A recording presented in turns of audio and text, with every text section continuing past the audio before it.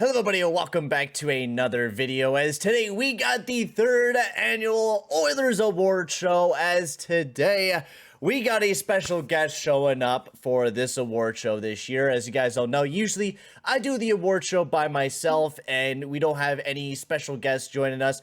Today we have a special co-host and my man Josh, who's going to be helping me make all the, who's going to be winning all the awards and stuff like that. I gave him a few that he'll be announcing, which is the most improved, biggest letdown, and best rookie. He picked all the winners for those awards, which I am very excited to get into all this. But before we get into that, make sure to hit that like button and hit that subscribe button as well. That'll be very much appreciated. And make sure to go check out my buddy Josh. He is a avid Oilers fan alongside of me. He was doing some streams alongside of me this year, so you've probably seen him in a few of my videos.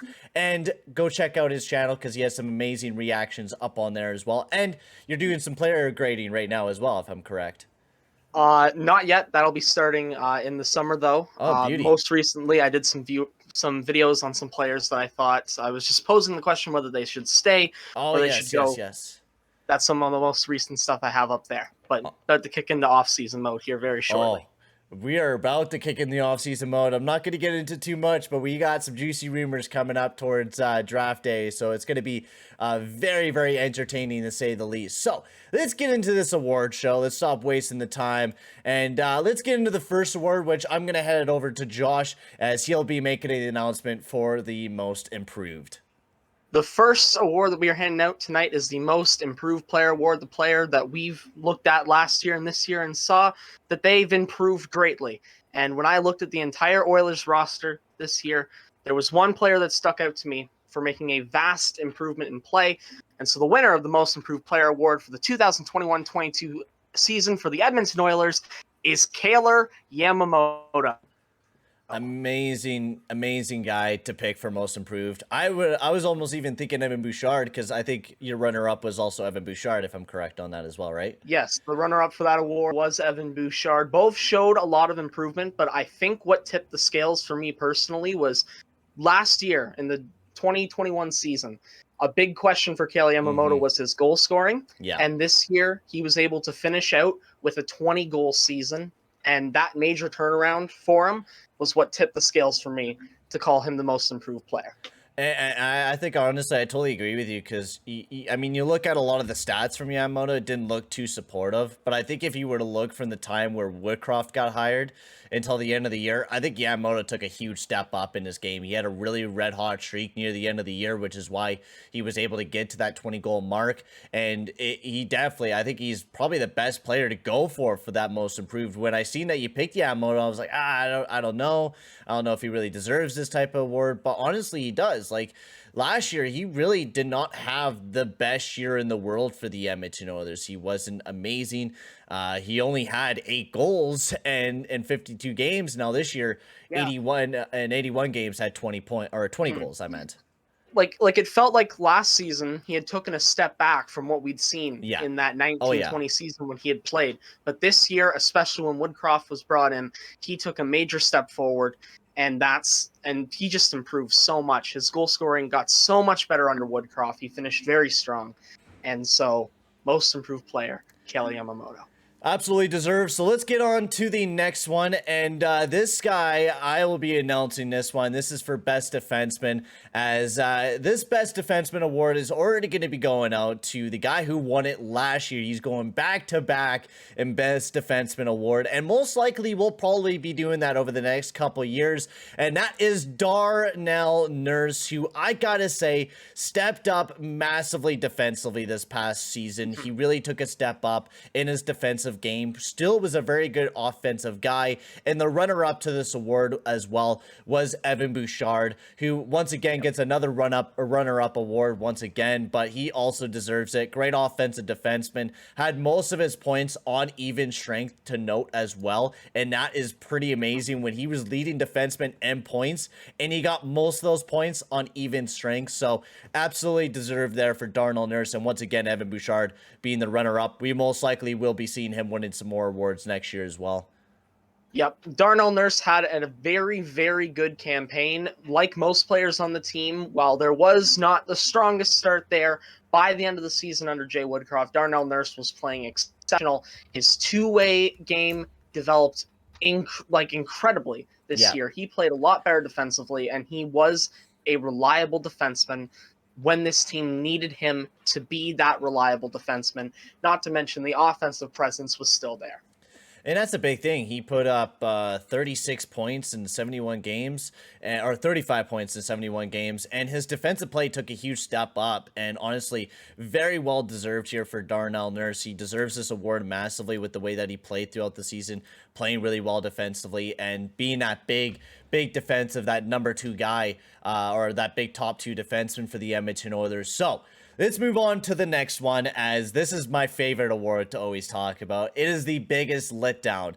Now, this award has kind of changed a little bit since, you know, we're super into the Oilers. Basically, the way that we decide this award is basically a media or fans of the Oilers hype this player up to the extreme, telling them that, you know, this might be the next big Norris Trophy guy or whatever it may be, or telling us that this is the best player to come onto the Edmonton Oilers, and he ends up totally being not that guy. So I'm going to head it over to Josh to give us the announcement on the biggest letdown this year. The player I'm going to give this award to, the hype came solely from Oilers management and media. Yep. I felt like the majority of the fan base were a little bit more tempered in expectations, but good God, articles every day talking about how this guy was going to be able to take the Oilers and take them from a first-round elimination to the Stanley Cup while being pretty much Jesus in the process was just psychopathic in a way. The winner of the biggest letdown award for the 2021-22 season is defenseman Duncan Keith.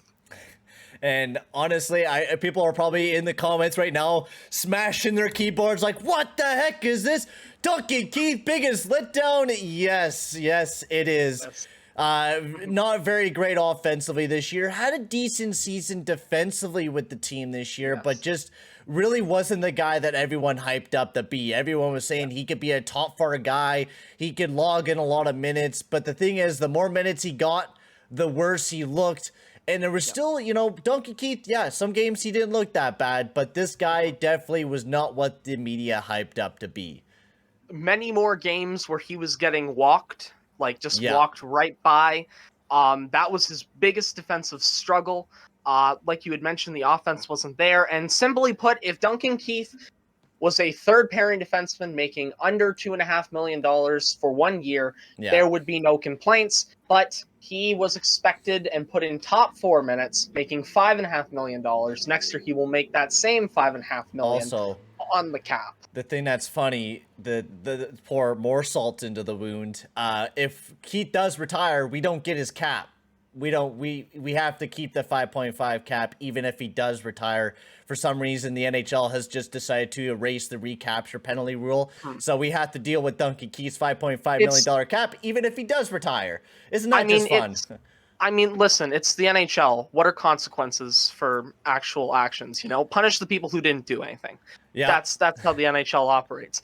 Also, the runner-up for this award, going back to back as the runner-up for this award, is Zach Kassian, because apparently he got extended and everyone saw him play horribly last year, and the media still thought, yes, fringe top 6 forward who can step up and play with McDavid effectively. Yeah, bingo. Bingo. That's what you're getting. And last year Kyle Turris won the biggest letdown last year. And this year Duncan Keith is, for some reason, we like to pick up these bum players that used to be good that are not very good anymore. So let's move on to the next one. And I always love this award as well. It's the best acquisition. Now this guy, oh, what a year this guy had. He was a playoff performer. He scored 11 goals in the playoffs. He was a grinder type of player, a guy that just stuck his nose down, went hard to the net. And the best acquisition this year will be going to Zach Hyman, a man that posted career highs in goals, assists, points, just about everything. Hyman was flawless this past year. It's the second year in a row a former Toronto Maple Leaf wins this award, which I just Yes, find yes. hilarious. Tyson Berry won it last year, and Zach Hyman won it this year. It is absolutely fun and funny. And Hyman had 54 points in 76 games and was just absolutely flawless this year. Great two-way game and one of the best PK duos between Nuge and Hyman throughout this past Yep. year as well. Zach Hyman was everything that was expected of him from the fan base and from the management when he was brought in, and then he still exceeded those Yeah. expectations. Zach Hyman had a phenomenal year playing alongside of Connor McDavid a good amount of the time. I'm pretty sure that's where he spent the majority of Yeah. his time. Great season for Zach Hyman, and the runner-up for this award, Evander Kane. Yeah, and honestly, this was a very hard work because there was a lot of good acquisitions. Like you had Cody Ceci, who had a pretty good season. Evander Kane came midway through, and that's the way I seen it. Zach Hyman was with us all the way through the season.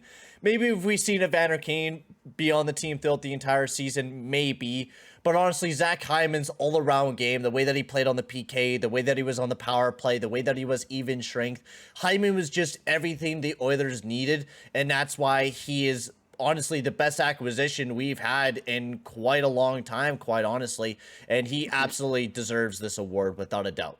So Yes. we'll move on to the next one as we got the best rookie, the rookie of the year for the Edmonton Oilers. Now there's only two guys because unfortunately for some reason Evan Bouchard is not a finalist because he wasn't a rookie this year, which is unfortunate.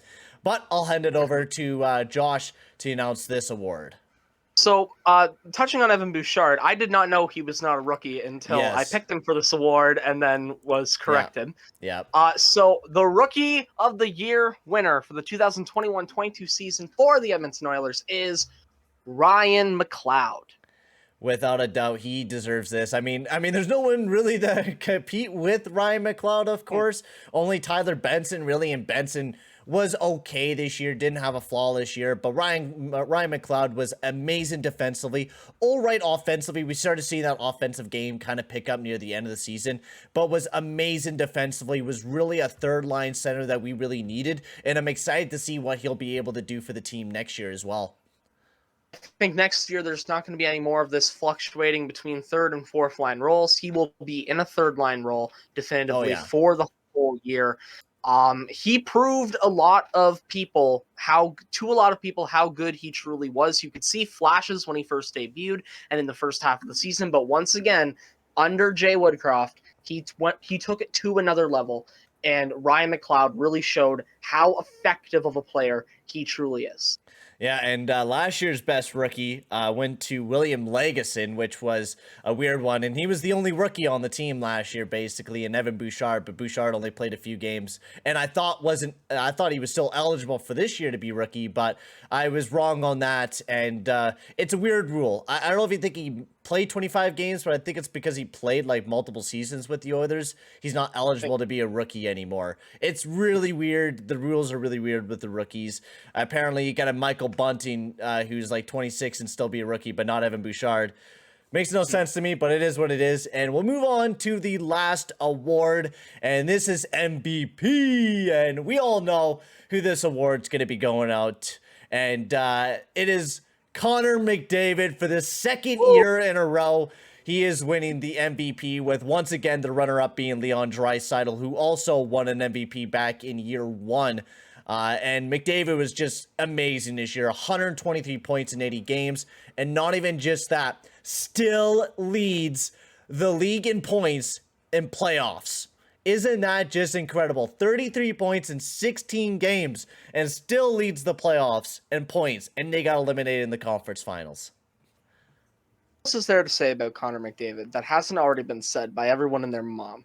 Like, Connor McDavid is just, he is undefiably the best player in the NHL, and he continues to prove it year after year after year. Connor McDavid, another exceptional season. What else do you say? Really, there's no other words you can say to speak of the greatness of Connor McDavid. All you can say is magnificent, majestic. Like, you could list every word in the dictionary that makes him look amazing. And it really, his defensive game went up this year. There's just so much to talk about with Connor McDavid on how killer he was. He stepped up in the big times, and that's what MVP award is. He stepped up in the biggest times, and that was especially at the end of the season where McDavid, I thought, played his best hockey. He played amazing in the playoffs. I never seen McDavid play that good before, where he was just all over the place constantly. Like the last, 15 games of the season, he was, last 14 games of the season, he had 25 points going into the playoffs. That is incredible to say. So absolutely deserved. He probably will be winning the next 3 to 4 years in a row worth of MVPs on this award show. And absolutely deserves it. Yes, absolutely. And also to mention with his playoffs, very, very physical playoffs for Connor McDavid as well. Like very aggressive, tons of hitting for those who love like the physical part of the game. He was like a mini wrecking ball out there. Like every time he was out there, he took a charge at someone. And that's a big thing, you know, you want to see your leader step up like that. He had 51 hits, which in 13 games in his first playoff run, he only had 15. 51 this past playoff run. You could just see McDavid was involved in everything, hitting, defensive play, and I think a big part of that is Woodcroft as well, who helped the team a lot change a little bit. So thank you very much for tuning into this third annual Oilers Award Show. I'll be handing it off to Josh once again. If you have any last final words here, bud. I do just want to say one more thing on the MVP award here. Do not let the greatness of Connor McDavid overcloud how damn good Leon Draisaitl was. Like how phenomenal he played, the injuries he had to play through in the playoffs and still being a top performer in the league, right up there with Connor McDavid. Hats off to Leon Draisaitl. Hats off to Leon Draisaitl as well. Yeah, he was also leading. He's second in points right now in the playoffs as well, and was still amazing as well. So both had amazing seasons. If McDavid wasn't here, Leon Draisaitl, without a doubt, would be also in that MVP category. So thank you guys for tuning in to another year of the Oilers Award Show. I will see you guys all next year for another Oilers Award Show, without a doubt, as I'm excited to start up this offseason, and this is always, you know, what begins the offseason, is doing this award show, and then we get into the meat and the thick of rumors, which I'm very, very excited to get into. But for now, guys, we're going to end the award show here. Thank you very much for tuning in. And make sure to go check out my man Josh. His link will be down in the description below. Make sure to go check him out. And we'll see you guys all later. Adios, amigos.